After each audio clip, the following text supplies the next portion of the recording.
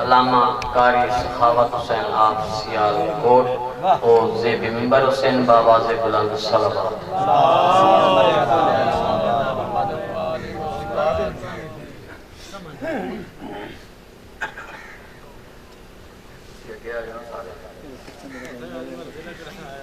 آجو یا جگہ نے وہ تک گاؤں پہ نعرہ تکبیر اللہ اکبر نعرہ تکبیر اللہ اکبر نعرہ رسالت یا رسول اللہ نعرہ رسالت یا رسول اللہ نعرہ حیدری یا علی نعرہ حیدری یا علی حسینیت زندہ باد حسینیت زندہ باد یزیدیت مردہ باد یزیدیت مردہ باد صلوات پڑھو بابا دے اللہم صلی علی محمد الحمدللہ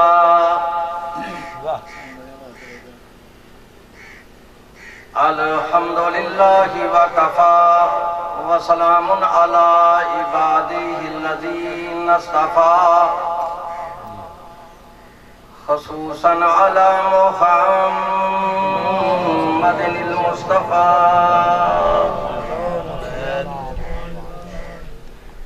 وعلی اہل بیتہ الطیبین الطاہرین الشرفاء اما بعد فقد قال اللہ تبارک و تعالی فی محکم کتابہ المجید و خطابہ الحمید وقولہ الحق وہو اصدق الصادقین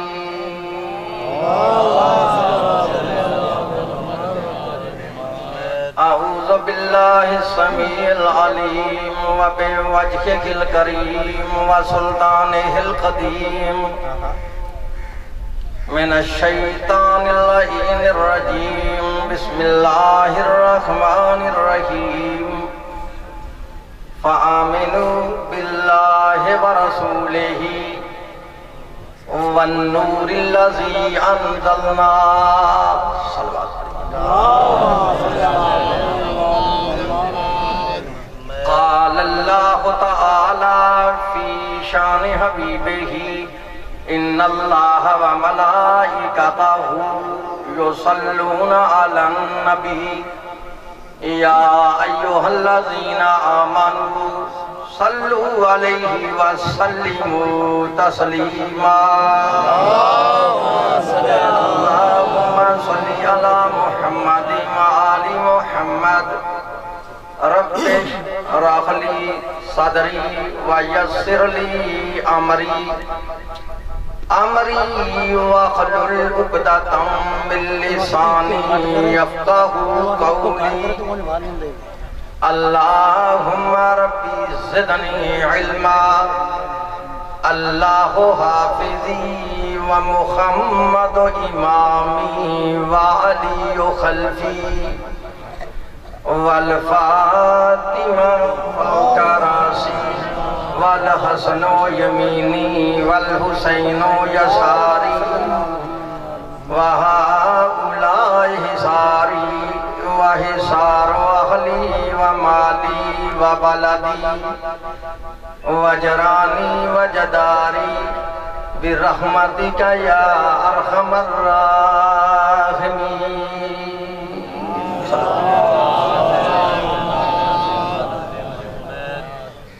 بعد حمد و ثنا میری معزز محترم واجب الاحترام سادات و غیر سادات مسلمان اہل سنت اور اہل تشریف ترگو میں نے اس وقت اللہ تبارک و تعالیٰ کی اعلیٰ کتاب اور آخر کتاب قرآن مجید فرقان حمید میں سے جو کہ آیہ مقدسہ تلاوت کی ہے اپنے وقت میں اسی آیت کے ضمن میں تفاسیر اور احادیث کی روشنی میں کچھ دعوت فکر دوں گا تو آخروں کے اللہ تبارک و تعالیٰ ہم تمام مسلمانوں کو اس قرآن پاک کے صحیح پڑھنے اور اس کے صحیح سمجھنے اور اس پر صحیح معنوں میں عمل کرنے کی توفیق عطا فرمائے۔ بانیہ نے مجالس نے مجھے حکم دیا ہے، میرا کچھ اور ارادہ تھا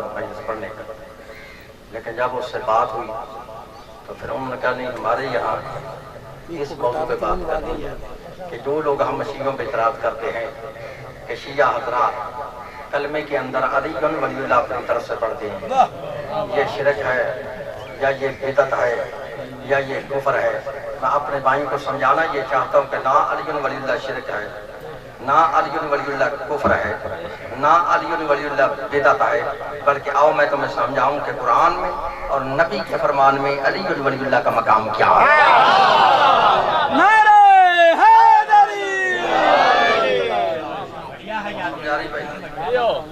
میں نے جتنی آپ کو زحمت دینی ہے بس اسی موضوع پہ ایک لفظ میں نے آگے پیچھے نہیں جانا۔ اچھا میری بات مان لو تو آگے ہو جانا کہ اس فیصلہ نہیں ہونا چاہیے بندوں میں نظر آ رہا ہے، تھوڑا تھوڑا آگے آ جاؤ، بندے آ جائیں گے ابھی آ جائیں گے انشاءاللہ اپنی طرف سے۔ صلوات پڑھو آوازیں بڑھا پھر بھی صلوات پڑھو آوازیں بڑھا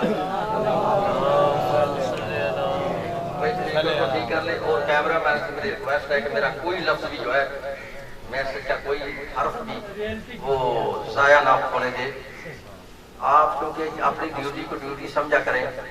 میں اندر بھی بیٹھ کے سن رہا تھا، کیمرہ تم صرف مولوی پہ یا ذاکر پہ فٹ کر دیتے ہو، آگے پیچھے دکھاتے نہیں کہ آگے پیچھے کیا ہو رہا ہے۔ آپ ڈیوٹی کے لیے آئے ہیں، آپ کو تو بیٹھنا ہی نہیں چاہیے، مجلس کی طرف دھیان رکھنا چاہیے۔ اگر کوئی بندہ داد دیتا ہے تو اس پہ کیمرہ جائے، کوئی ربائی پڑھتا اس پہ جائے، ذاکر پڑھتا اس پہ جائے۔ تو اکیلے ذاکر پہ کھڑا کر دو کہ یہ کیمرہ کسی ذاکر پہ نازل نہیں ہوا۔ بھائی سمجھ جو کیمرہ مین ہے اس کو میری ریکویسٹ ہے کہ وہ اپنی ڈیوٹی پہ کھڑا رہے۔ صلوات پڑھو ہم آوازیں بلند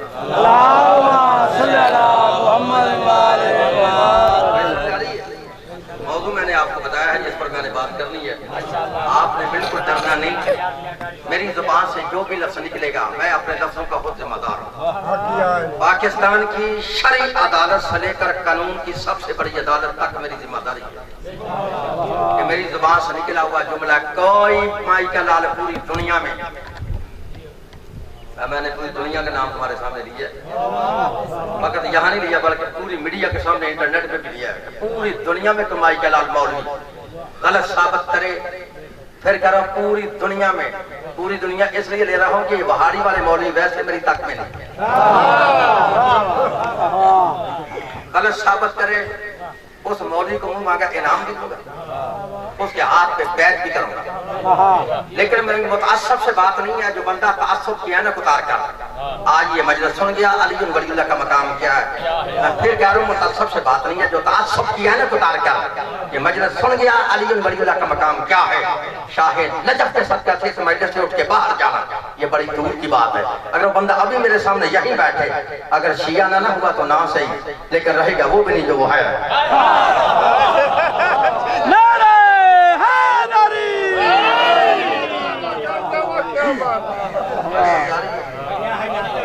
تو ہم شیعہ سنی دوستوں ان مولویوں کو چھوڑ کر آج قرآن کو پڑھ لیتے ہیں۔ اگر قرآن میں اللہ کہنا دو ہستیوں کو مانو، کلمے کے دو حصے، تو یہ جملہ سمجھائیے۔ اگر اللہ قرآن میں کہنا فقط دو ہستیوں کو مانو تو کلمے کے دو حصے، اگر اللہ کہے تین ہستیوں کو مانو پھر کلمے کے تین حصے۔ تو پنجابی میں کہتے ہیں گن لو، اردو میں کہتے ہیں شمار کر لو، اب جو تمہارا دل چاہتا ہے وہ کر لو، سمجھ آ گیا؟ چاہے گن لو چاہے شمار کر لو۔ پھر کہہ رہا ہوں اگر اللہ کہنے دو ہستیوں کو مانو کلمے کے دو حصے، اگر اللہ کہے تین ہستیوں کو مانو پھر کلمے کے تین حصے۔ تو پارہ نمبر 28 ہے، سورہ تغابن ہے، گھر جا کے قرآن پڑھ کے چیک کر لینا۔ قرآن میں آیت نہ ہو تو میں مجرم، ترجمہ غلط ہو تو میں واجب القتل۔ سن اللہ فرما رہے فآمنوا باللہ ورسولہ والنور الذی انزلنا۔ ترجمہ نواب صدیق الحسن بپالی اہل حدیث، ملا فخر الدین رازی اہل سنت، مولانا ابو لالا مودودی اسلامی جماعت، مفتی محمد شفیع دیوبندی، پیر کرم شاہ بریلوی، مولانا فتح محمد جلندری، شاہ ولی اللہ محدث دہلوی، شاہ عبدالعزیز محدث دہلوی، شاہ رفیع الدین محدث دہلوی، شاہ عبدالحق محدث دہلوی، قاری اشرف علی تھانوی، احمد رضا بریلوی، پھر فرمان علی شیعہ سے لے کے نور الدین مرزائی تک ترجمے کی ذمہ داری.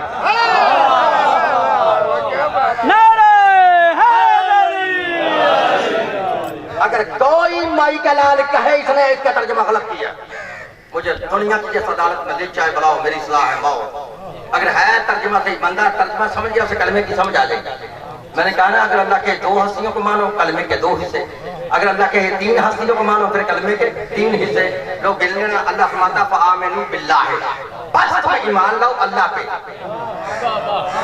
یہ کہا اللہ، آگے اللہ فرماتا وَرَسُولِهِ، اللہ کہتا ہے جیسے مجھے مانا ویسے ہی میرے رسول پہ ایمان لاؤ. اللہ ایک، رسول 2، رسول کے بعد تیسرے نمبر پہ آگے اللہ فرماتا ہے وَالنُّورِ الَّذِي أَنزَلْنَا، ایمان اللہ اس نور پہ کہ جس کو ہم نے نازل کیا. اچھا کتنی ہستی کو اللہ کہتا مانو؟ بولو اتنا تو بڑے بڑے بیٹے بولو سکتے ہیں. اب کتنی ہستی کو اللہ کہتا مانو؟ 3 ہستیوں کو مانو. اللہ کو مانو، پھر اس کے رسول کو مانو. رسول کے بعد تیسرے نمبر پر جس ہستی کو اللہ منوانا چاہتا ہے، اللہ نے آیت میں اپنا بھی نام لیا، رسول کا بھی نام لیا، لیکن تیسرے نمبر پر جس ہستی کو اللہ منوانا چاہتا ہے اللہ اس کا نام نہیں لے رہا، اس کی صفت بیان کر رہا ہے. وہ صفت کیا ہے؟ اللہ فرماتا ہے وَالنُّورِ الَّذِي أَنزَلْنَا، ایمان اللہ اس نور پہ جس کو ہم نے نازل کیا ہے. اللہ کہتا ہے میں نے اسے نازل کیا ہے، پیدا نہیں کیا.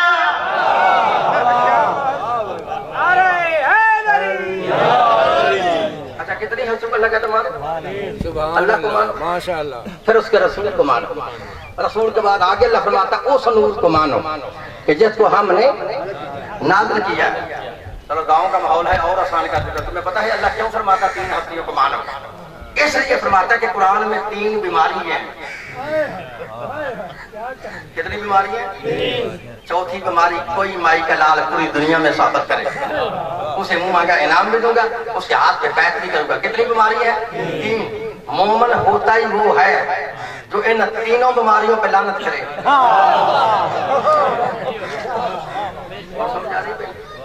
مومن ہوتا ہی وہ ہے جو ان 3 بیماریوں پر لعنت کرے. اب تمہیں بیماریوں کا پتہ ہے؟ پہلی بیماری ہے شرک کی، دوسری بیماری ہے کفر کی، تیسری ہے نفاق کی، منافقت کی.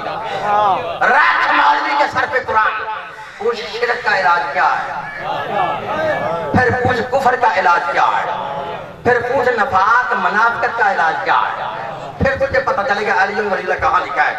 آسان کر رہا ہوں، میری طرف دیکھنا. قرآن کہتا ہے جس بندے میں شرک کی بیماری ہو اسے لا الہ الا اللہ کا ٹیکہ لگاؤ، شرک ختم. سمجھ آگئی؟ لا الہ الا اللہ علاج ہے شرک کا. قرآن کہتا ہے جس میں کفر کی بیماری ہو اسے محمد رسول اللہ کا انجیکشن لگاؤ، کفر ختم.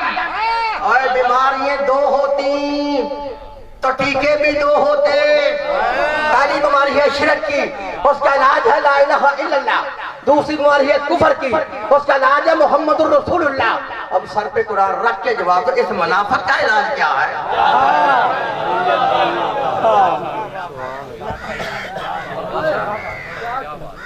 لا الہ الا اللہ علاج ہے شرک کا، محمد رسول اللہ علاج ہے کفر کا. بیماریاں 2 ہوتی، انجیکشن بھی 2 ہوتے. تیسری بیماری ہے نفاق کی، منافقت کی. رکھنا مولوی کے سر پہ قرآن، پوچھ منافق کا علاج کیا ہے. اور تم قرآن نہیں نہ پڑھتے، قرآن پڑھو نا تو اللہ سورہ توبہ میں فرماتا ہے کہ یہ جو تیسری بیماری ہے نا منافق، یہ سب سے زیادہ خطرناک بیماری ہے. منافق مشرک سے بھی بدتر ہے، منافق کافر سے بھی بدتر ہے. مشرک سے بندہ بچ جاتا ہے، پتہ ہوتا ہمارا دشمن ہے.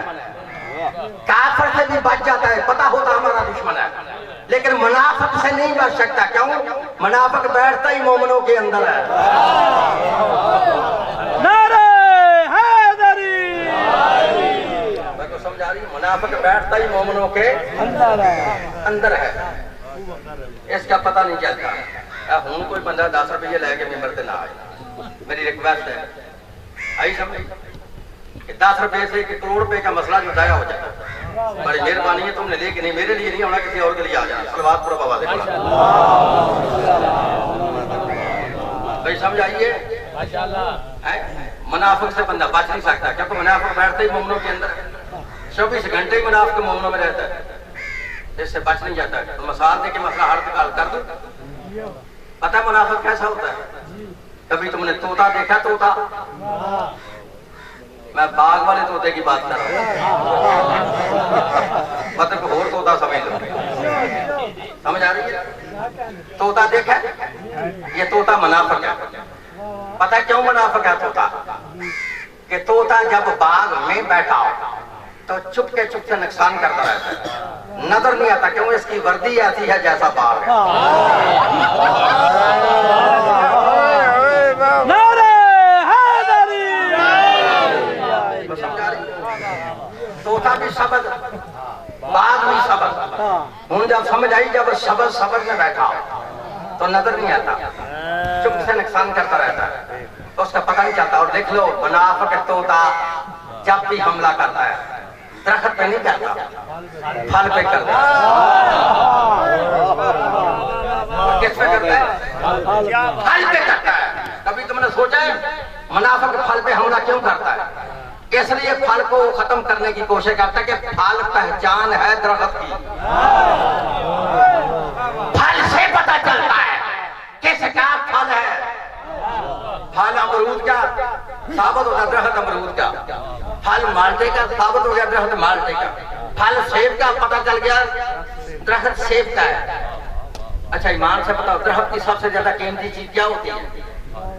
بولو، پھل ہی ہے نا۔ اچھا جب بھی کوئی بندہ پھلدار درخت لگاتا ہے کس نیت سے لگاتا ہے؟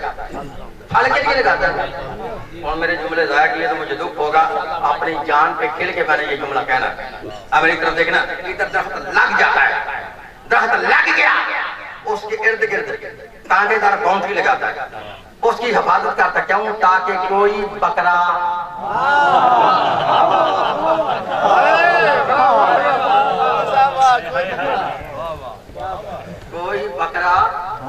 کوئی ڈنگر، کوئی جانور اس درخت کو کھا ہی نہ جائے، اسے کھانے سے بچاتا ہے۔ پھر وہ درخت بڑا بھی ہو جاتا ہے، اس کو پھل لگ بھی جاتا ہے، پھر اس کے اوپر قیمتی سپرے کرتا ہے، کیوں؟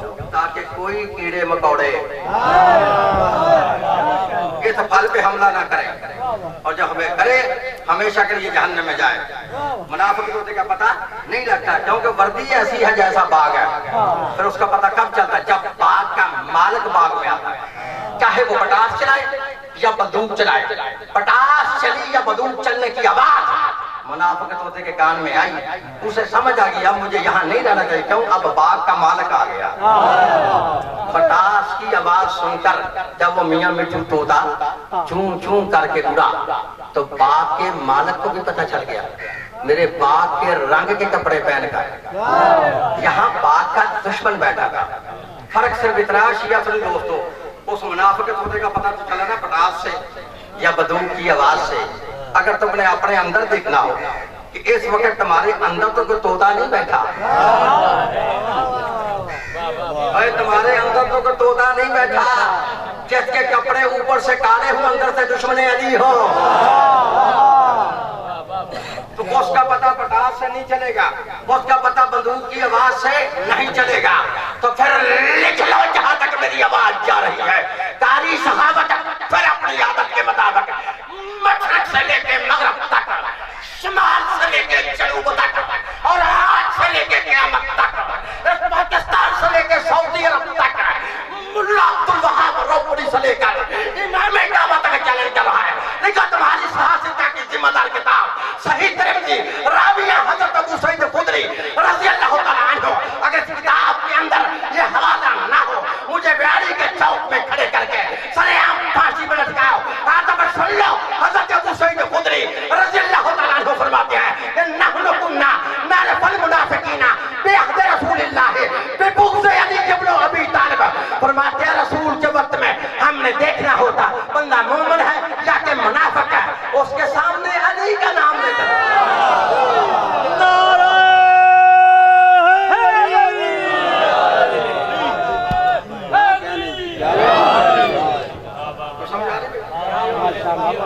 کس کا نام لیتے رہے؟ مجھے بول کس کا؟ پھر بولو کس کا؟ پھر بولو کس کا؟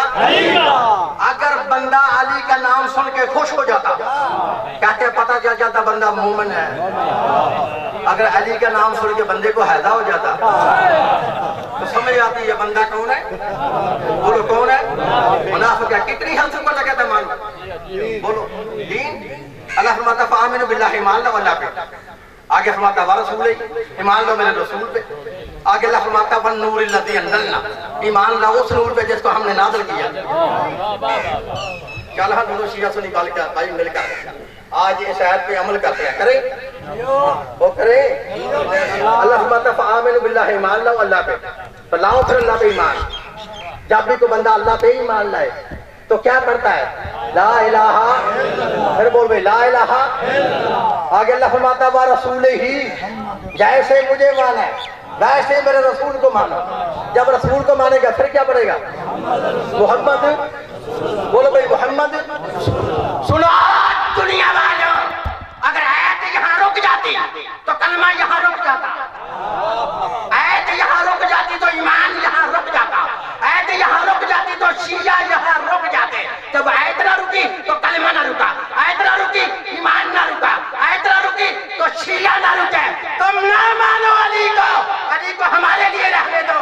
قرآن کے مطابق تم جس کو بھی نور مانتے ہو محمد کے بعد کلمے میں اس کا اعلان تو کرو. نعرہ حیدری.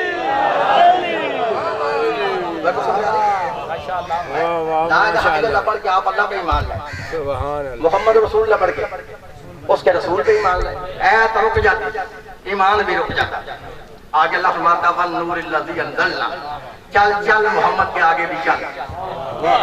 چل محمد کے آگے بھی چل. والنور الذی انزلنا اس نور کو مانو جس کو ہم نے نازل کیا. رات مولوی کے سر میں قرآن پوچھ وہ نور ہے کون؟ وہ نور ہے کون؟ تو پہلے پوچھے گا کسے سے جو میرات والے مولوی اس کو تو پتہ ہی نہیں ہے. اگر کسی کو پتا تو اس نے بتانا ہی نہیں. اگر کسی نے بتا دیا تو میری طرح مسجد میں رہنا ہی نہیں. مولوی کو مسجد سے نکالو یہ دی داڑھی سارے ورگی یہ بچوں شیعہ ہے. بولو ہم بچوں. میں کہنا دعا کرو کو بچوں شیعہ ہوئے. کوئی چبل دا پتر تو شیعہ نہ ہوئے. اب بندے کو بچوں شیعہ ہونا چاہیے. انہوں سمجھا رہی نہ مجھے کسی مولوی کے علم کا خوف ہے نہ کسی بدماش کی گناہ گردی کا مجھے خطرہ ہے. اور بتاؤں بچوں شیعہ کیڑا ہے تو اتوں شیعہ کیڑا ہے. اتوں شیعہ ہوئے جدہ جدو دل کرتا ادو علی ولی اللہ پڑھ لیندہ. جدو دل کرتا چھڑ چھڑ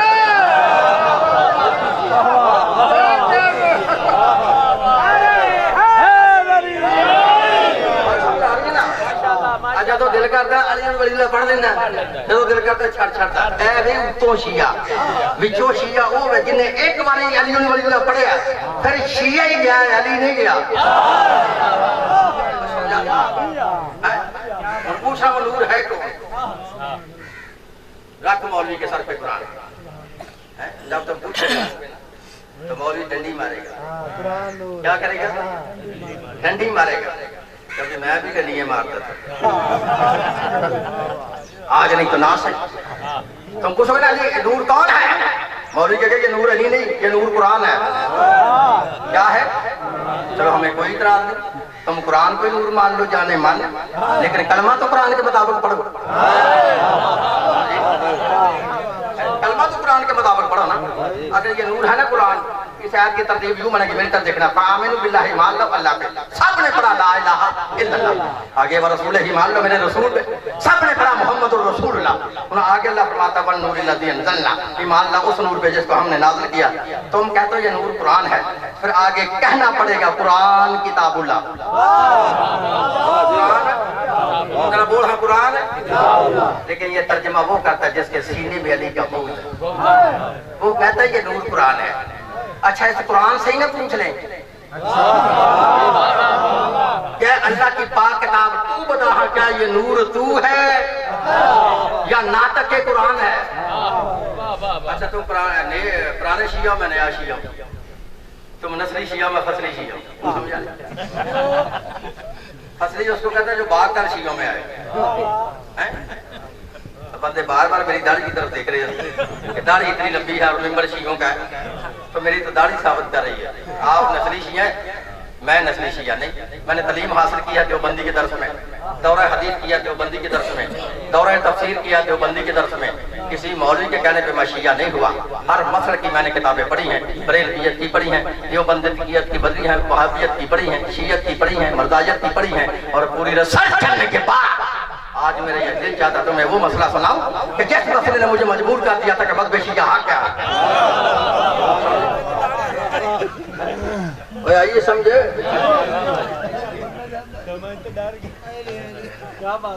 ڈر گئے ڈرائے ادا کرانا انہیں آخیا جی دڑ جی ہوئے نا وہ بندہ ہی نہیں صحیح، یہ نہیں پتا کہ سلیمان کی کتنی لمبی داڑھی کمی ہے نا علم دی، لمبی داڑھی تو ہٹ کرتے ہیں لیکن اے نہیں پتا کہ سلیمان کی لمبی داڑھی کی خود وہ شعر پڑھتے ہیں کہ سلیمان جہاں بی بی پاک کے قدم لگتے تھے وہاں اپنی داڑھی سے بہاری دیتے تھے۔ بہاری اتنی داڑھی سے آتی ہے یا اتنی داڑھی سے آتی ہے؟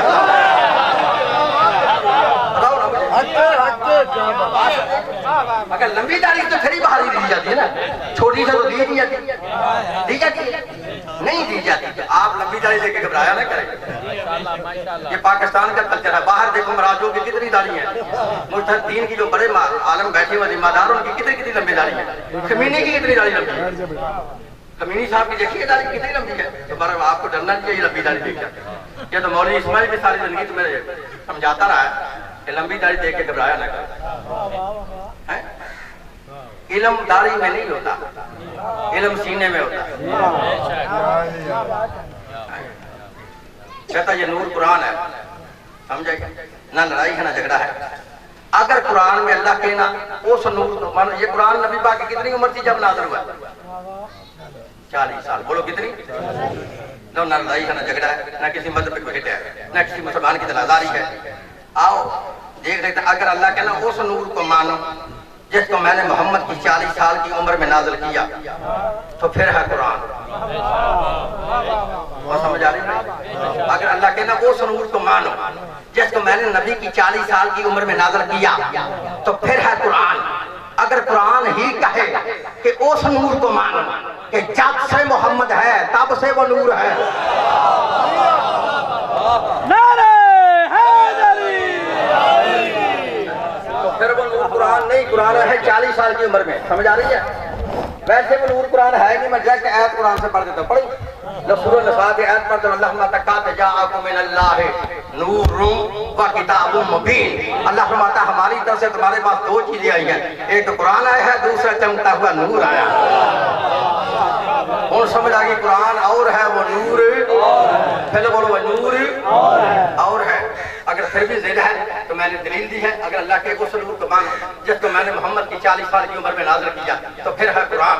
اگر قرآن ہی کہے کہ اس نور کو مانو کہ جب سے محمد ہے تب سے وہ نور ہے، تو پھر وہ نور قرآن نہیں، قرآن ہے 40 سال کی عمر میں۔ پارہ نمبر 9 ہے، سورہ الاعراف ہے، پارہ نمبر 9 سورہ الاعراف۔ گھر جا کے قرآن کھول کے چیک کر لینا، قرآن میں آیت نہ ہو تو میں مجرم، ترجمہ غلط ہو تو میں واجب القتل۔ سن اللہ فرماتا ہے فالذین آمنوا بہ وعزروہ ونصروہ واتبعوا النور الذی انزل معہ۔ اللہ فرماتا ہے پس وہ لوگ جو ایمان لائے وعزروہ، پھر میرے نبی کی عزت کی، ونصروہ پھر میرے نبی کی مدد کی، واتبعوا النور الذی انزل معہ، اس نور کی تابعداری کی، اس نور کو مانا کس کو؟ انزل معہ، جس نور کو اے محمد میں نے تیرے ساتھ نازل کیا ہے۔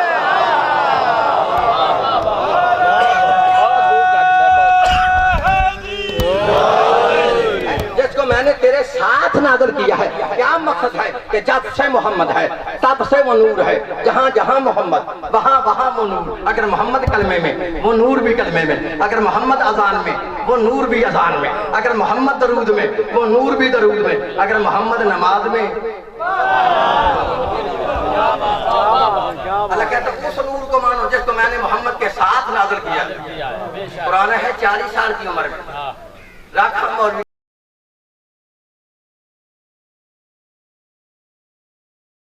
پوچھ وہ کس کا نور ہے، یا وہ نور کون ہے؟ یاد رکھ لو یہ ربیع الاول کا مہینہ آنے والا ہے، ہیں؟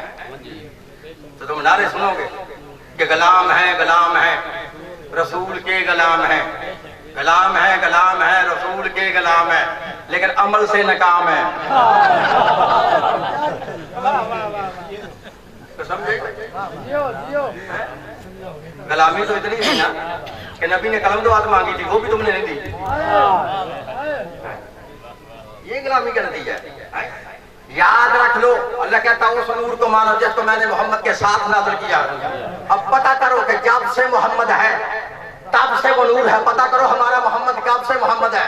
لکھ لو، ہم شیعوں کے نبی وہ نبی نہیں جو 40 سال کے بعد نبی بنا تھا، بلکہ ہم شیعوں کے نبی جناب محمد ہمارے وہ نبی ہیں کہ جب صحابہ کرام نے پوچھا تھا نا کہ یا رسول اللہ آپ 40 سال کے بعد نبی بنی ہیں یا کب سے نبی ہیں، تو رسول نے مسکرا کے فرمایا تھا کانت نبیًا آدم بین الماء والطین، کہ میں اس وقت سے نبی ہوں جب تمہارا ابا ہی نہ تھا. نعرہ حیدری، تمہارا ابا ہی نہ تھا، ڈیڈی نہ تھا. اللہ کہتا ہے اس نور تو مانو کہ جب سے محمد ہے تب سے وہ نور ہے. اس لیے جیسے نبی نے دعویٰ کیا نا کون تو نبی کہ میں اس وقت سے نبی ہوں جب تمہارا ابا ہی نہ تھا، ویسے میرے مولا نے بھی دعویٰ کیا ہے کون تو ولی آدم و بین الروح والجسد، کہ میں اس وقت سے ولی ہوں جب تمہارا ابا ہی نہ تھا، یعنی آدم ہی نہ تھا. آدم روح اور جسم کے درمیان تھا، آدم مٹی اور پانی کے درمیان تھا، آدم بنا ہی نہیں تھا. اللہ کہتا ہے اس نور کو مانو کہ جب سے محمد ہے تب سے وہ نور ہے. اب قرآن ہے 40 سال کی عمر میں.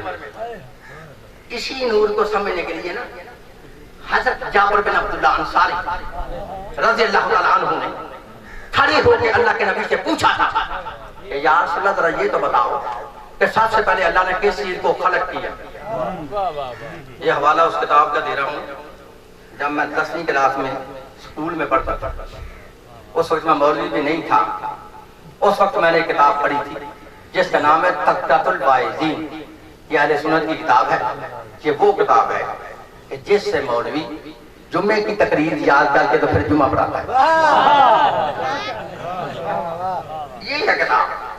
اس کتاب کے اندر لکھا ہے اسی نور کو سمجھنے کے لیے حضرت جابر بن عبداللہ انصاری کھڑے ہوئے. انہوں نے اللہ کے نبی سے پوچھا یا رسول اللہ یا یہ تو بتاؤ سب سے پہلے اللہ نے کس چیز کو خلق کیا تھا. نبی مسکرا کے فرماتے ہیں جابر سن اول ما خلق اللہ نوری، کہ سب سے پہلے اللہ نے میرے نور کو خلق کیا، میرے نور کو خلق کیا. جابر کہتے ہیں یا رسول اللہ خلق تو کیا لیکن خلق کہاں سے کیا؟ نبی فرماتے ہیں من نور ہی، اپنے نور میں سے. نعرہ حیدری، اپنے نور میں سے میرے نور کو خلق کیا.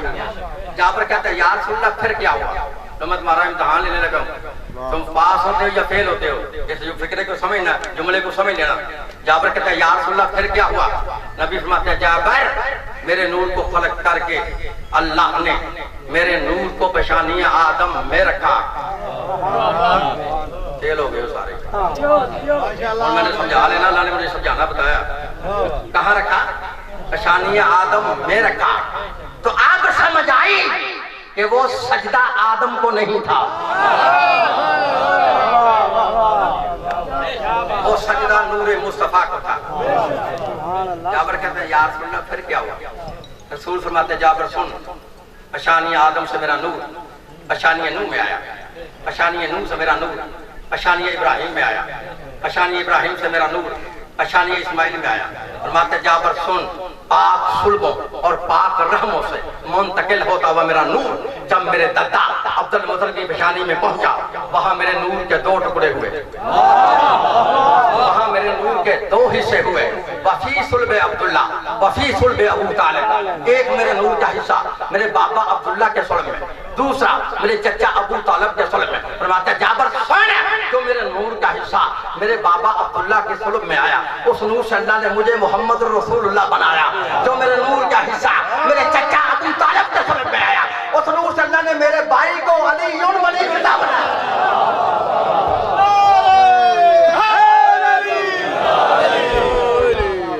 بھائی کو سمجھ آ رہی ہے؟ اس لیے جابر میں نے کل کہا تھا انا و علی من نور واحد، میں اور علی ایک نور کے دو ٹکڑے ہیں، ایک نور کے دو حصے ہیں. ان سمجھ آ رہی بھائی؟ پڑھا وہ آیت جو میں نے پڑھی ہے، اللہ فرماتا فآمنوا باللہ، ایمان لو اللہ پہ. شیعوں نے پڑھا لا الہ الا اللہ، آگے اب رسول ہی مان لو میرے رسول پہ. شیعوں نے پڑھا محمد رسول اللہ، آگے اللہ فرماتا والنور الذی انزلنا، ایمان لا اس نور پہ جس کو ہم نے نازل کیا. تو نبی نے فرمایا وہ نور ہے علی. اور آگے کہنا پڑے گا نا علیون، بول حضرت علیون، پھر بولو علیون، علیون. اب تک جو میں نے مجلس پڑھی ہے یہ میں نے اپنی برادری کے لیے پڑھی ہے، جن سے میں چھال مار کے شیعہ ہوں. اب جو مجلس پڑھنے لگا ہوں فقط شیعوں کے لیے پڑھ لگا، لیکن سارے شیعوں کے لیے نہیں، ان شیعوں کے لیے کہ جو شیعہ بھی کہلاتے ہیں لیکن ابھی تک رات کو چارپائی پہ لیٹ کر اس تذبذب میں پھنسا ہوا ہے اور سوچ رہا ہے علی کا نام نماز میں آئے یا نہ آئے، علی ولی اللہ پڑھنا چاہیے یا نہیں پڑھنا چاہیے. اچھا علی کا نام لینے سے نماز ہو جاتی ہے یا نہیں ہوتی؟ اس کو دعوت فکر دے کے کہہ رہا ہوں پوری دنیا کے مولویوں کو میرا چیلنج ہے، پوری دنیا کے مولویوں، اپنے مولویوں کو بگانے مولویوں کو، سمجھا رہی ہے؟ پوری دنیا کے مولویوں کو میرا چیلنج ہے. حدیث میں نے نہیں بنائی، حدیث نبی پاک نے فرمائی ہے. کیا؟ انا و علی من نور واحد، میں اور علی ایک نور کے دو حصے ہیں. نور آدھا آدھا ہو، ایک کا نام محمد ہے دوسرے کا نام علی ہے، وہ اکٹھا بنتا ایک نور، ہوتا کس کا؟ اللہ کا. پھر میری طرف دیکھنا ہے، اگر نور آدھا آدھا ہو، ایک کا نام محمد ہے دوسرے کا نام علی ہے، وہ اکٹھا بنتا ایک نور، ہوتا کس کا؟ اللہ کا. اس بندے کو دعوت دے کے مسائل دے کے مسئلہ حل کرنے لگا جو کہتا ہے علی کا نام نماز میں آئے یا نہ آئے. یہ میرے ہاتھ میں گلاس ہے، تصور کر لو میرے ہاتھ میں گلاس ہے، گلاس پانی سے بھرا ہے. پوری دنیا میں کوئی مائی کا لال مولوی بھرے ہوئے پانی کے گلاس کے درمیان سینٹر میں نشان لگا کے کہے اس کا آدھا پانی پیے تو حلال ہے.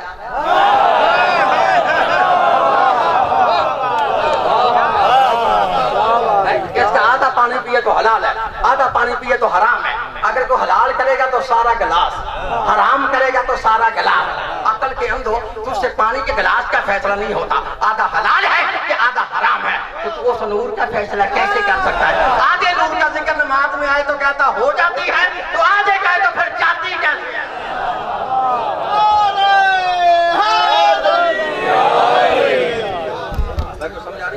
سبحان اللہ. ویسے ہی مولوی کھڑے ہو کے مسجد میں کہتا ہے شیعوں کا کلمہ لمبا ہے، شیعوں کی اذان لمبی ہے.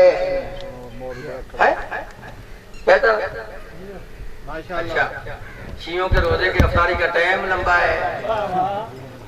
ہمیں جو کہتے تمہارا کلمہ لمبا ہے، روزے کا ٹائم لمبا ہے، تعصب کی عینک اتار کر قرآن کو پڑھو، کہیں ایسا نہ ہو تمہارا ہی کلمہ چھوٹا نہ ہو. یہ بھی تو ہو سکتا ہے آپ کے کلمہ چھوٹا ہو، پھر کیا کرو گے؟ شیعوں کا کلمہ قرآن کے مطابق ہے، آواز خالق فآمنوا باللہ، ایمان لاؤ اللہ پہ. شیعوں نے پڑھا لا الہ الا اللہ، آگے وہ رسول ہی مان لو میرے رسول پہ. شیعوں نے پڑھا محمد رسول اللہ، آگے اللہ فرماتا والنور الذی انزلنا، ایمان لو اس نور پہ جس کو ہم نے نازل کیا. تو نبی نے فرمایا وہ نور ہے علی. تو پھر آگے کہنا پڑے گا علیون، بولو حضرت علیون، پھر بولو علیون. سرکاری صحابت کرے کیا؟ تم نے دیکھا نہیں کسی ٹریکٹر پہ علی کا نام لکھا نا، ٹریکٹر پہ علی کا نام، بندہ کہتا ہے ٹریکٹر ہی شیعوں کا، کار پہ علی تو کار ہی شیعوں کی، مسجد پہ علی تو مسجد ہی شیعوں کی. اصل میں مولوی تمہیں کوئی سمجھا رہا ہے، آپ سمجھ نہیں رہے. مولوی تمہیں سمجھا یہ رہا ہے کہ شیعوں کا اپنی وجہ سے کچھ بھی نہیں. شیعوں کا اپنی وجہ سے کچھ بھی نہیں. شیعوں کا اگر کچھ ہے تو علی کی وجہ سے. کس کی وجہ سے؟ دیکھا نہیں، کار پہ علی تو کار شیعوں کی، مسجد پہ علی تو مسجد شیعوں کی، بارگاہ پہ علی تو بارگاہ شیعوں کا، مکان پہ علی تو مکان شیعوں کا. تو معاف کر دینا اگر کعبے میں علی.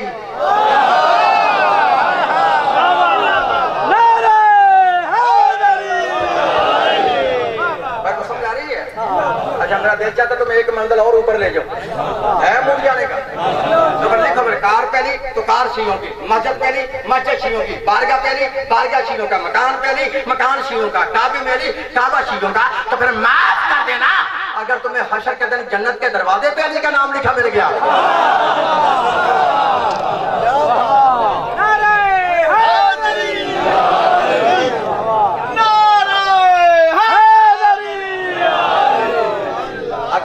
حشر کے دن جنت کے دروازے پہ علی کا نام لکھا مل گیا تو پھر کیا کرو؟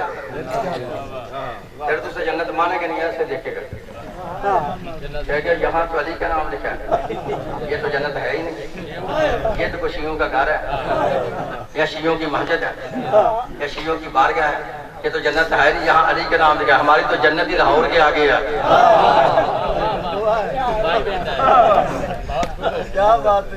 تو سمجھائیں گے آپ گھبرا تو نہیں گئے؟ بالکل ڈرنا نہیں، یہ میں آپ کے سامنے نہیں کہہ رہا، میں نے پوری میڈیا کے سامنے بھی کہا ہے اور میرا ریکارڈ ہے، چیک کر لینا انٹرنیٹ پہ کہ ان مولویوں سے ڈرتے ہو؟ بالکل مولویوں سے نہیں ڈرنا۔ اس پاکستان کے اندر نہ میں کسی ذاکر کا ذمہ دار ہوں نہ کسی مولوی کا ذمہ دار ہوں، لیکن اپنے پورے مذہب کا ذمہ دار ہوں۔ لکھ لا، جب تک میری رگوں میں یقین گردش کر رہا ہے، ابھی تک اس ماں نے اس لال کو پیدا نہیں کیا جو میرے سامنے بیٹھ کے مذہب شیعہ کو غلط ثابت کر کے چلا جائے۔ ہیرا پھیری ضرور کریں گے، پابندی ضرور لگا دیں گے، ان کے ہاتھ میں یہی ہے نا، پابندی لگا دیں پھر آئی نا ضلع میں، اور سمجھ آ رہی بھائی؟ رکھ مولوی کے سر پہ قرآن، عقل کے کالج کے بغوڑے ملاؤ، شیعوں کو تو تم کافر کہتے ہو نا، مسلمان جی ذرا میری آنکھوں میں آ کے ڈال کے مجھے دکھا تو صحیح، جنت کے دروازے پہ تیرا کلمہ لکھا ہے یا شیعوں والا کلمہ لکھا ہے؟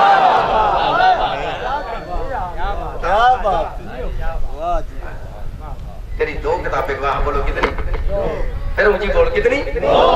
ایک ہے مقتل فاطمی، اہل سنت کی کتاب ہے، دوسری فرائض السمتین علامہ حموینی کی کتاب، یہ بڑی مشکل سے مجھے ملی تھی جب میں تحقیق کر رہا تھا نا مطلب سچا کون سا ہے، تو اس دور میں یہ کتاب نہیں مل رہی تھی، پر میں نے بڑی مشکل سے جا کے طلاگاں کی ایک لائبریری ہے، اس میں یہ بڑی تھی کتاب، اس کی 5-6 جلدیں ہیں ساری عربی میں، وہاں میں اس کو پڑھنے کے لیے گیا تو 1 گھنٹے میں پڑھ کے واپس آ گیا تھا، سمجھ آ رہی ہے؟ اس کتاب سے دوسری کتاب وہ ہے، ان دونوں کتابوں میں لکھا ہے کہ جب رسول معراج سے واپس آئے، صحابہ کرام کھڑے ہو، بڑے اچھے تھے نبی پاک کے صحابہ کرام، نبی پاک کی بڑی تعظیم کرتے تھے، سارے صحابہ کرام اچھے تھے، گھبرا گئے بھائی؟ میں پھر کہہ رہا ہوں، بباغ دہل کہہ رہا ہوں، سارے نبی کے صحابہ اچھے تھے، نبی پاک کی تعظیم کرتے تھے، صحابہ کرام سارے ہی اچھے تھے، لیکن منافق ایک بھی اچھا نہیں تھا۔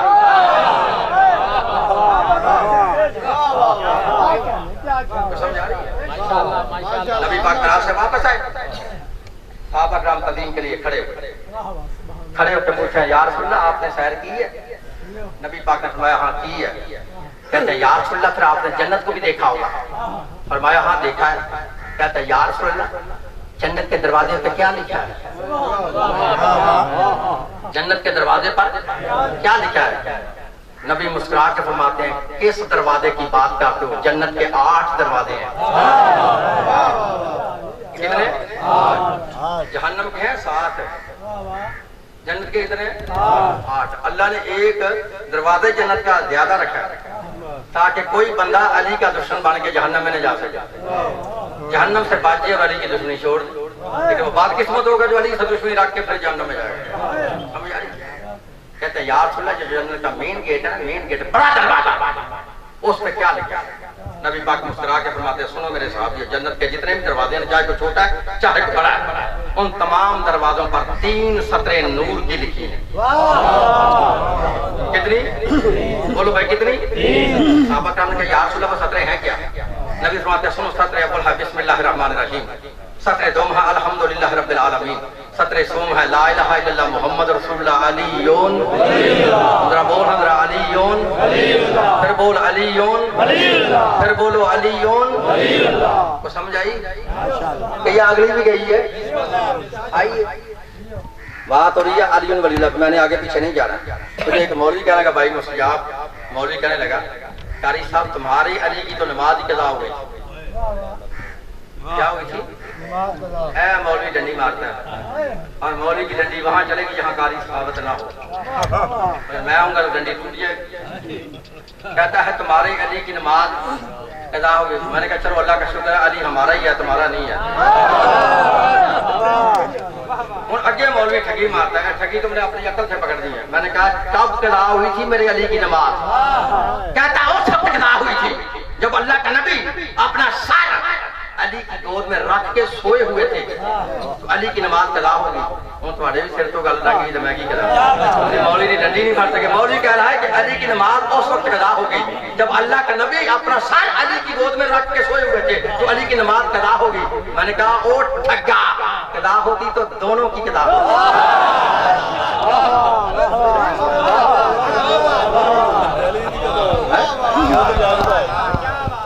دونوں کی قضا ہوتی نا کہ سویا رسول ہے, علی جاگ رہا ہے. آج تک کسی نے کہا کہ سونے والے کی قضا نہیں, جاگنے والے کی قضا. جب نماز کا وقت ہی ایک تھا, ایک سویا ہے ایک جاگ رہا ہے. کسی نے کہا کہ نبی کی قضا نہیں, نہیں نہیں علی کی قضا ہوتی. ہم سمجھ آئی نا, مولوی کو دشمنی علی سے ہے. کس سے؟ پھر بولو کس سے؟ علی سے. ایک ڈنڈی اور مارتا ہے. کہتا جب رسول آئے نا کعبے میں بتوں کو توڑنے کے لیے تو ایک بت بہت اونچا تھا, وہاں نبی کا ہاتھ نہ پہنچ سکا. لمبے قد والا بت تھا. میں آپ کو کیسے سمجھاتا ہوں, میں نے کہا ہو سکتا وہ بت کوئی چودھری ہو, کیونکہ چودھریوں تک بندوں کے ہاتھ نہیں پہنچے, ان کے اپنے ہاتھ بڑے لمبے ہوتے ہیں. لیکن وہ تیرا رسول ہے, اس کا ہاتھ بت تک نہیں پہنچتا. ہمارے شیعوں کے نبی جناب محمد ہمارے وہ نبی ہیں جن کی صداقت کی گواہی تمہاری مسجد میں آتی ہے, مسجد سے آتی ہے. میرا نبی زمین پہ کھڑا ہوا, میرے نبی نے انگلی سے اشارہ کیا, چاند کے 2 ٹکڑے ہوئے. اب ایمان سے بتاؤ شیعہ سن دوستو, جو نبی زمین پر بیٹھ کر اپنی انگلی کے اشارے سے چاند کے 2 ٹکڑے کر سکتا ہے, اس محمد کی انگلی بت کو کچھ نہیں کر سکتی.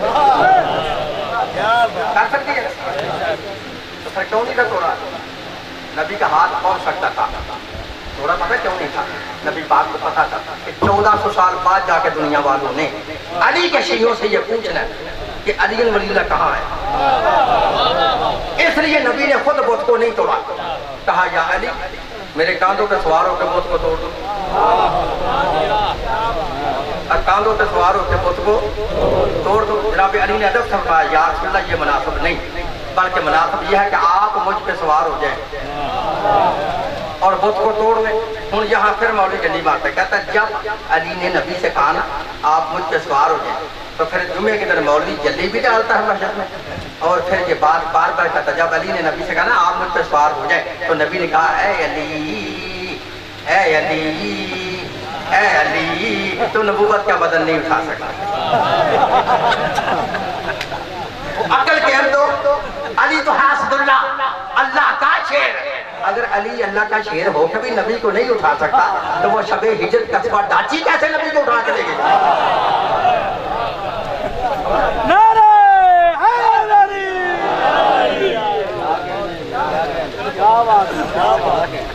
نبی بت کو توڑ سکتے تھے, تھوڑا پتہ کیوں نہیں؟ نبی کو پتا تھا کہ مولوی نے 1400 سال بعد جا کے علی کے شیعوں کو تنگ کرنا ہے اور کہنا علی ولی اللہ کہاں لکھا ہے. اس لیے نبی نے خود بت نہیں توڑا.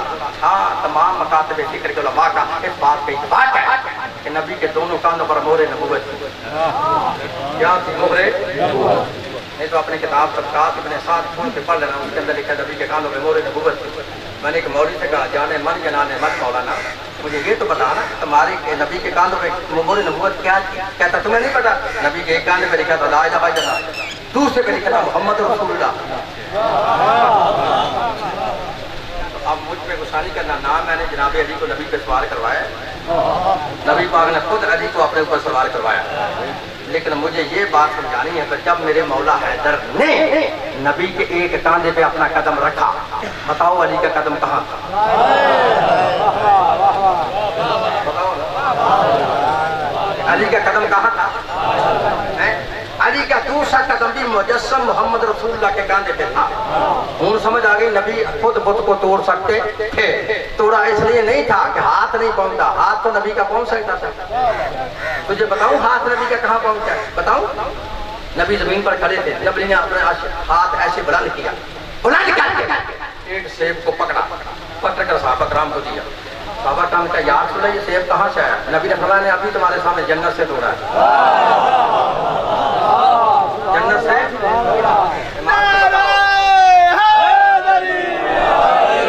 جو نبی زمین پر کھڑے ہو کر جنت سے سیب توڑ سکتا ہے, اس محمد کا ہاتھ بت کو کچھ نہیں کہہ سکتا ہے.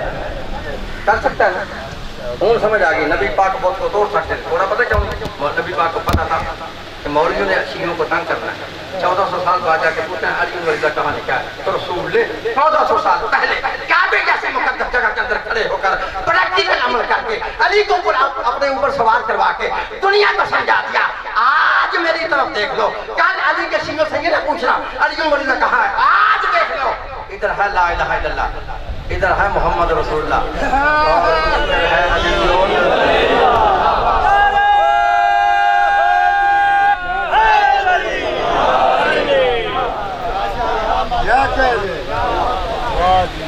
ادھر ہے علیون, پھر بول علیون, دوسری بول علیون. یاد رکھ لو شیعہ سنی دوستو, جو بندہ جناب علی کو اپنا ولی یا امام نہیں مانتا وہ بندہ جنت میں نہیں جائے, چاہے وہ اپنے چاہے کوئی بیگانہ ہے. یہ پتہ ہے کتنی کتابوں میں حدیث ہے, پتہ ہے تم کو؟ میرے بھائیوں کی 114 کتابوں کتنی 100, اور مزے کی بات ہے 114 کتابوں میں ایک کتاب شیعہ مولوی کی نہیں, ساری کی ساری میری برادری کی کتابیں. کتنی کتابیں؟ 100. ہماری 114 کتابوں میں لکھا نبی پاک نے فرمایا میری امت کے 73 فرقے ہوں گے, سارے جنت میں جائیں گے. کلہم فی النار, سارے کے سارے جہنم میں, الا ملۃ واحدہ, ایک فرقہ جنت, ایک فرقہ 72. کتنے؟ 72 جہنمی, ایک فرقہ جنت. اور سمجھ آ رہی نا, یہ 72 فرقے 73 جیسے نہیں, 73واں فرقہ 72 جیسا نہیں. اللہ نے مجھے سمجھانا بتایا, سمجھا میں نے لینا ہے, اور میری طرف دیکھنا. یہ جو 72 فرقے ایک جیسے جہنم میں جا رہے ہیں نا, ان 72 کا سب کچھ ایک ہے. 72 کا کلمہ شریف بھی ایک ہے, 72 کی اذان شریف بھی ایک ہے, 72 کے روزے کے ساری رفتاری کا ٹائم شریف بھی ایک ہے, 72 کا امام شریف بھی ایک ہے. وہ 73واں فرقہ جو جا رہا ہے جنت میں, اگر کلمہ ہوتا ان جاتا ہوتا ان کے ساتھ جہنم میں, ہوتی اذان ان جاتی ہوتا ان کے ساتھ جہنم میں, ہوتا امام ان جیسا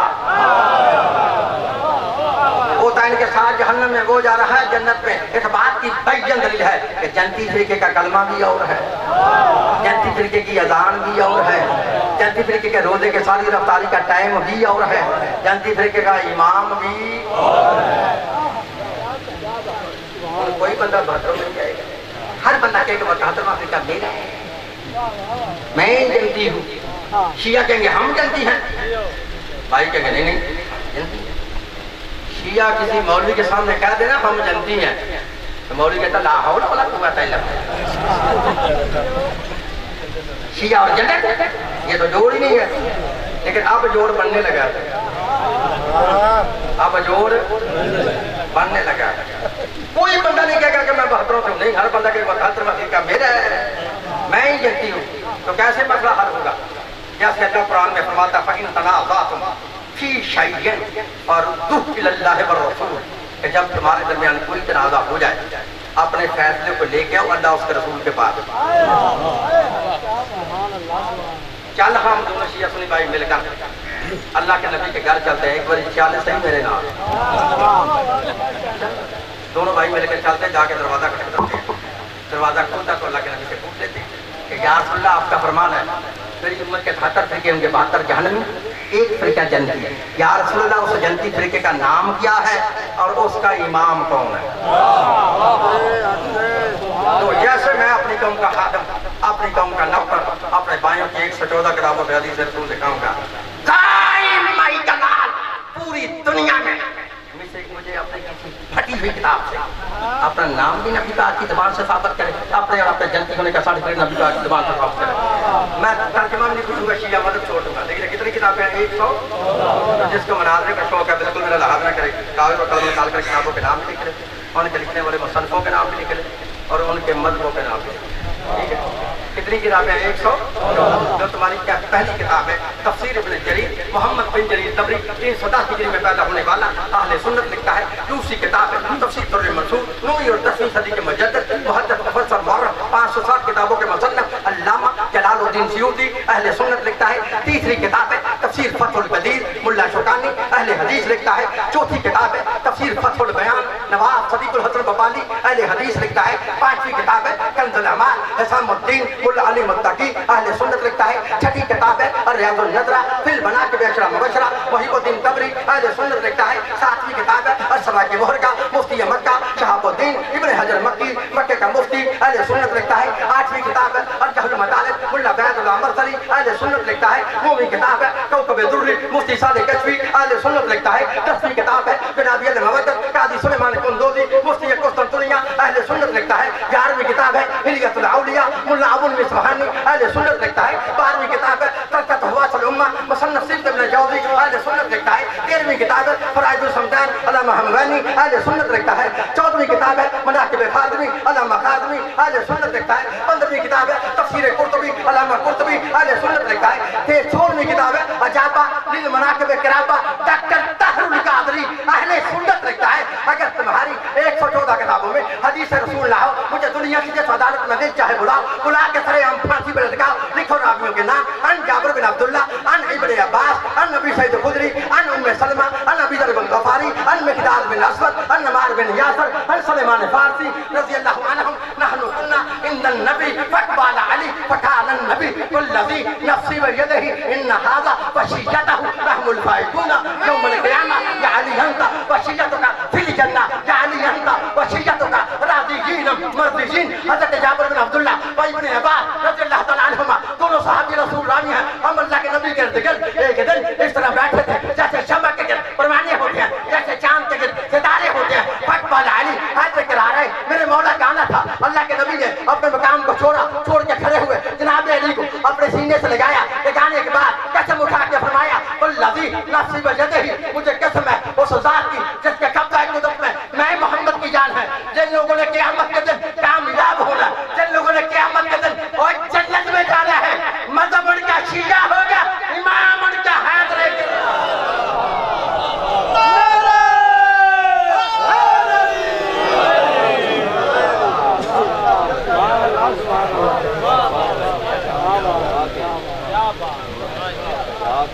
بات اور اس کی علیت ولی اللہ پہ اسی پہ چھوڑ کے جا رہا ہوں.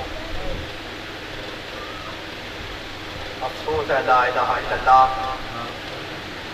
محمد رسول اللہ پڑھنے والوں نے صحابہ رسول اور صحابہ رسول کی اولاد نے علی ولی اللہ کے گھرانے کو اس طرح برباد کہ مغر آج تک اس طرح آباد نہیں ہو سکا. لوگ کہہ تو دیتے ہیں نا کہ شیعوں نے حسین کو شہید کیا بعد میں گناہ بخشوانے کے لیے ماتم کرتے ہیں. یا بات کہنی آسان ہے اس کو میرے سامنے بیٹھ کے ثابت کرنا ناممکن ہے کہ شیعوں نے حسین کو شہید کیا. شیعوں نے حسین کو شہید نہیں کیا. تم بات نہیں آگے میں بتا دوں وہ کس نے شہید کیا. حسین بادشاہ کو شہید کیا ہے صحابہ رسول اور صحابہ رسول کی اولاد نے. یہ دعویٰ میں نے کیا ہے وہ دعویٰ بیکار ہوتا جس کی دلیل نہ ہو. جتنے سید بیٹھے ہو نا ان سے معافی ماں کی جملہ کہتا ہوں. دیکھو میرے مولا حسین کا پہلا قاتل ہے ابن اشعث بن قیس کندی کا بیٹا مسلمانوں کے بادشاہ اول کا سکا بن جائے. پتہ اس نے کیا کیا تھا کربلا میں. دیکھا یہ وہ ملعون ہے جس نے کربلا کے میدان میں میرے مولا حسین کے مولا حسین کو اس نے کربلا کے میدان میں میرے مولا حسین کو داڑھی مبارک سے پکڑ کر پہلا تماچا مارا. یہ پہلا قاتل ہے. دوسرا قاتل ہے سنان بن انس بن نبی صحابی رسول اللہ اس کا بیٹا ہے سنان. یہ وہ ملعون ہے جس نے کربلا کے میدان میں حسین کو نیزہ مارا تھا. یہ دوسرا قاتل ہے. تیسرا قاتل ہے عمر بن سعد بن ابی وقاص صحابی رسول اللہ ان کا بیٹا ہے. یہ وہ ملعون ہے جس نے کربلا کے میدان میں مولا حسین کو سب سے پہلے تیر مارا تھا اور تیر مار کر بڑے فخر سے میدان میں جھوم کے کہتا تھا تم سب گواہ رہنا کہ میں وہ ہوں جس نے حسین کو پہلا تیر مارا ہے. یہ تیسرا قاتل ہے. چوتھا قاتل ہے حسین بن نبی. میں تو نام لے گیا آپ نے سن لیا، ذرا پتہ کرو اس بے ایمان نے نقصان کیا کیا۔ لیکن حسین بن نبیل کو معلوم ہے جس نے کربلا کے میدان میں میرے مولا حسین کے اس بیٹے جس کا لقب تھا ہم شکل پیغمبر، جس کا لقب تھا شبیہ رسول، شہزادہ علی اکبر کو کربلا کے اندر پرچھی ماری تھی۔ 5واں قاتل ہے یزید بن معاویہ۔ تمہارے عقیدہ میں وہ بھی صحابی رسول کا بیٹا ہے، اب تمہیں شرم نہیں آتی؟ پھر کہتے ہو حسین کو شیعوں نے شہید کیا۔ حسین کو شیعوں نے شہید نہیں کیا، حسین کو شہید کیا صحابہ رسول کی اولاد نے۔ بس وعدہ بات ہو رہی تھی، علی الولیدہ پہ چھوڑ کے جا رہا ہوں۔ دیکھا کتاب کا نام ہے مقتل ابی مخنف، یہ مقتل کی کتاب ہے، اہل سنت کی لکھی کتاب ہے۔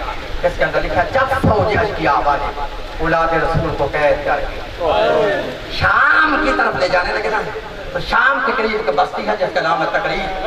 جب اس بستی کے قریب یہ قافلہ پہنچا تو شام کا وقت تھا، سورج غروب ہونے کو تھا۔ یہ قولی شمر سے کہتا ہے جگہ پہ خیمے لگاؤ، ہم اس جگہ رات گزاریں۔ بس وعدہ لکھا جہاں انہوں نے خیمے لگائے نا، سامنے عیسائیوں کا کلیسا تھا، گرجا تھا، وہاں سے عیسائی راہب کی نظر میرے مولا حسین کی پیشانیاں پر پڑی تو کیا دیکھتا ہے؟ ایک نور کی شعاع نکلتی ہے جو آسمان سے ٹکرا کے پھر واپس آتی ہے۔ راہب اپنے ساتھی سے کہتا ہے میں عجیب روشنی دیکھ رہا ہوں، روشنی زمین سے نکل کر آسمان کی طرف جا رہی ہے، چلو چلتے ہیں دیکھتے ہیں کہ روشنی کہاں سے نکلتی ہے۔ بس عدادار راہب سائی راہب اپنے ساتھی کو لے کے وہاں آیا جہاں فوج اشقیاء نے خیمے لگائے۔ تو کیا دیکھتا ہے؟ ایک سر ہے جو نیزے کی نوک پہ بلند ہے، جس کی پیشانی سے نور کی شعاعیں نکل رہی ہیں۔ وہ آگے بڑھا ہے، بڑھ کے کہتا ہے تم کون ہو؟ یہ سر کس کا ہے؟ جب اس نے کہا تم کون ہو، یہ سر کس کا ہے؟ لیکن کہتے ہیں ہم مسلمان ہیں۔ تو کہتا ہے سر کس کا ہے؟ کہتے ہیں یہ باغی کا سر ہے۔ عددر وہ عیسائی تھا، مسلمان نہیں تھا۔ جب انہوں نے کہا نا باغی کا سر ہے، راہب تڑپ کے کہتا ہے تم اسے باغی کہتے ہو تو کہتے رہو، میری نظروں میں دنیا کا سب سے بڑا نبادی لگتا ہے، لہذا ایسے کرا آج رات زیارت کے لیے مجھے سر دے دو۔ یہ کہتا ہم نہیں دیں گے۔ وہ کہتا قیمت دے دو لیکن زیارت کر لینے دو۔ ان افسوس سے جملہ کر رہا ہوں، عیسائیوں نے مسلمانوں نے سر حسین کو بیچا، عیسائیوں نے سر حسین کو خریدا۔ جب قیمت لے لی نا، کہتے ہیں پکڑو اس نیزے سے سر کو اتار کے گھر میں لے لو، جا کے زیارت کر لو۔ ابھی مخلف دیکھتے جب راہب نے اپنا ہاتھ نیزے کی طرف بڑھایا، نیزے پہ مولا حسین کا سر تھا، لیکن ہاتھ کا پڑنا تھا، مولا کے نیزے کی نوک پہ لب متحرک ہوئے۔ امام فرماتے ہیں خسائی خبردار میرے سے نیزے کو ہاتھ نہ لگانا، تو نہیں جانتا کہ میں کون ہوں، میں وہ ہوں جس کے متعلق اللہ فرماتا ہے انما یرید اللہ لیذھب عنکم الرجس اہل البیت ویطہرکم تطہیرا۔ عیسائی میری طہارت کی گواہی اللہ نے قرآن میں دی ہے۔ جب عیسائی نے دیکھا نا سر بولتا ہے، سر کلام کرتا ہے، تعجب سے آگے بڑھ کر سر کے قریب کھڑے ہو کے پہلے کہتا مولا مجھے بتاؤ تو صحیح، حال انت نبی، کیا تم کوئی نبی ہو؟ مولا فرماتا ہے لا انا نبی، میں نبی نہیں ہوں۔ کہتا حال انت مسیح نبی، کیا تم کسی نبی کے وسیع ہو؟ مولا فرماتا ہے نا انا مسیح محمد، ہاں میں محمد کا وسیع ہوں۔ کہتا مولا پھر میں کیسے تمہارے اس نیزے کو ہاتھ لگاؤں؟ بار ہو رہی تھا کلمے پہ علی الولیدہ پہ، امام فرماتے ہیں راہب پہلے کلمہ پڑھ، پہلے مومن بن، پھر میرے اس نیزے کو ہاتھ لگانا۔ جب آتا نا پہلے کلمہ پڑھ، اور شیعہ سنی دوستوں کا کلمے کا نام آنا تھا، راہب تڑپ کے پر کہتا ہے مولا کلمے کی بات کرتے ہو تو مجھے ان جیسا کلمہ نہ پڑھانا۔ شیعہ کی طرف دیکھ کے کہتا مجھے ان جیسا کلمہ نہ پڑھانا۔ امام فرماتے ہیں ان جیسا کلمہ نہیں پڑھاؤں گا۔ راہب کہتا ہے پڑھو کلمہ، پڑھاؤ کلمہ۔ امام فرماتے ہیں پڑھ کلمہ، اگر یہ کلمہ ابھی تک تمہاری کتاب میں لکھنا ہو تو میں واجب القتل۔ امام فرماتے ہیں پڑھ اشہد ان لا الہ الا اللہ وحدہ لا شریک لہ واشہد ان محمدا عبدہ ورسولہ واشہد ان علی ولی اللہ۔ عددر راہب نے کلمہ پڑھا، پڑھ کر نیزے سے سر کو اتارا، اس نے سر کو صاف کیا، سر کو خوشبوئیں لگائی، لگانے کے بعد اپنے گھر میں لے گیا۔ اس نے سر حسین کو شیشے کی الماری میں بند کیا، بند کر کے رات کا وقت ہے، راہب زیارت کرنے کے لیے بیٹھ گیا، زیارت کر رہا تھا، آدھی رات کا وقت ہوا، اچانک باہر سے ایک بی بی کے رونے کی آواز آئی، اجرکم اللہ، جب بیوی کے رونے کی آواز ہے نا راہب کہتا ہے میں ڈر گیا میں نے دروازہ کھولا تو کیا دیکھا ایک بیوی ہے جس کے سر کے بال کھلے ہوئے ہیں سیاہ لباس ہے اور یا حسین کہہ کے رو رہی ہے کہتا ہے میں ڈر گیا میں نے آگے ہاتھ باندھ کے کہا بیوی تم کون ہو اور حسین تیرا کیا لگتا ہے جو رات کے اندھیرے میں تو حسین کو یاد کر کے رو رہی ہے تو بیوی کی آواز ہے راہب کاش تو نے مریم سے پوچھا ہوتا کہ میں کون ہوں کاش تو نے عیسیٰ سے پوچھا ہوتا کہ میں کون ہوں ارے میں وہ بیوی ہوں جو میدان مباہلہ میں آئی تھی میرا نام فاطمہ ہے اور جب سے تو نے میرے حسین